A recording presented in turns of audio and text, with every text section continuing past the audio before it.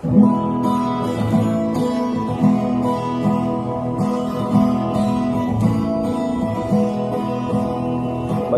makinig, matuto.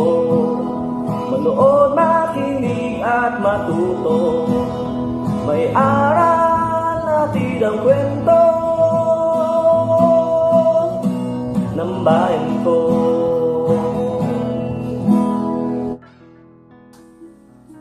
Oh, andyan na pala kayo mga bata. Magandang araw! Tayo muna ay kakanta.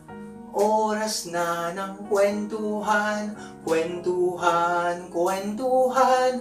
Oras na ng kwentuhan, makinig kayo. Isang bagong paglalakbay na naman mula sa kaba ng kwento ng bayan ko ang ating pagsasaluhan ngayon. Ako nga pala si Teacher RJ mula sa Dibisyon ng Angeles City ang maghahatid sa inyo ng mga kwentong kapupulutan ng aral. Ang babasahin ko ngayon ay isang kwento tungkol sa isang batang babae na ang pangalan ay Maya. Siya ay laging nagsasabi ng "Mamaya na!" kapag inuutusan. Ang pamagat ng ating kwento ay si Maya, Mamaya na! Ito ay isinulat ni Teacher Wilfred Joy F. Jago ng Dibisyon ng Bulacan at iginuhit naman ni Teacher Timothy M. Bagang ng Dibisyon ng Pampanga. Handa na ba kayong maglakbay sa kaba ng kwento ng bayan ko? Halina't makinig. Si Maya, Mamaya na! Ang batang si Maya tuwing gigising ay tanghali na. Kapag tinawag ni ina, Mamaya na! Ang tuwinang sagot niya. Naghilamos ka na ba, Maya? Tanong ni ina. Mamaya na, ina! Ako'y nanunood pa.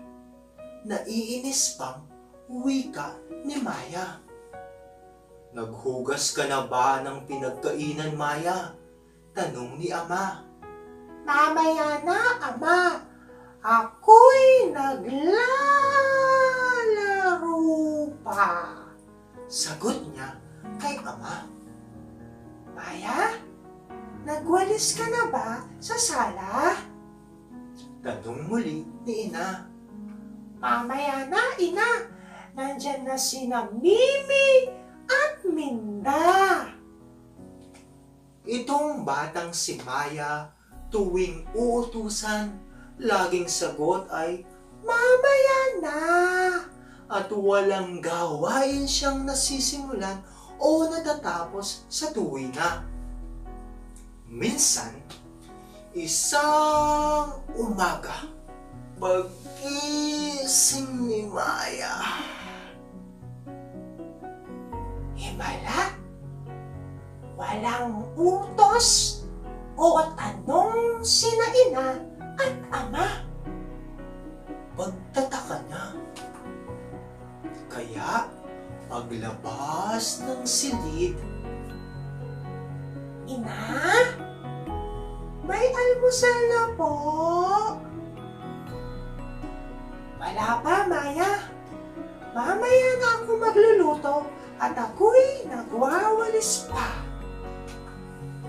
Ama, nandyan na po si Minda at kami maglalaro na. Mamaya ka na maglaro, Maya, at ako'y may kukumpunihin pa. Pagsapit ng tanghali, itong si Maya ay talagang gutom na. Kaya, muli niyang tinanong si Ina. Ina, may pagkain na po ba? Nanlalatang tanong ni Maya. Wala pa, Maya. Mamaya ka na kumain at ako'y naglalaba pa. Wika ni Ina. Naisip ni Maya, malungkot pala sa tuwing sinasagot siya ng kanyang ina at ama ng mamaya na.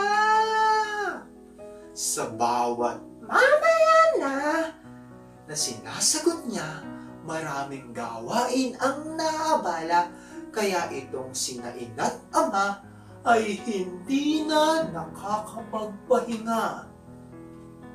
Mula noon, ang batang si Maya sa tuwing inuutusan ni na ina at ama, mabilis na siyang sumagot ng, "Opo, ina! Gagawin ko na! Opo, ama! Sisimulan ko na!" Ang salitang mamaya na kailanman hindi na niya ginamit kay ina at ama. Doon nagtatapos ang ating kwento na may pamagat na si Maya mamaya na. Ano ang inyong natutunan sa ating kwento? Tama! Ugaliing sumunod sa mga utos ng ating mga magulang. Hanggang sa muli, paalam! Ito muli si Teacher RJ mula sa Dibisyon ng Angeles City. Ang kaban ng mga kwento ng bayan ko ay mula sa amin ng Bureau of Learning Resources at ng mga Learning Resources Management Section ng Kagawaran ng Edukasyon. Manood, makinig, at matuto.